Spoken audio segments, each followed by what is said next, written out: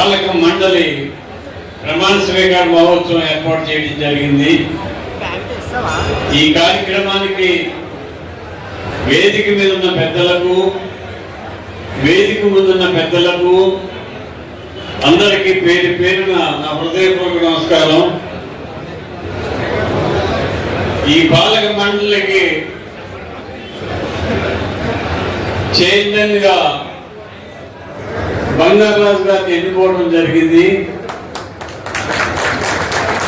వారి ఆధ్వర్యంలో 90 సభ్యులతోటి పాలక మండలి ప్రమాణ స్వీకార మహోత్సవం జరుగుతుంది.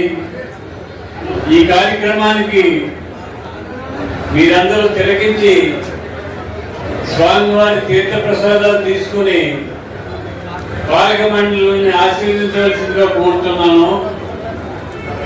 పాలక మండలి స్వామివారి అభివృద్ధి కోసం, దేవాలయం అభివృద్ధి కోసం నిరంతరం కృషి చేయాలి.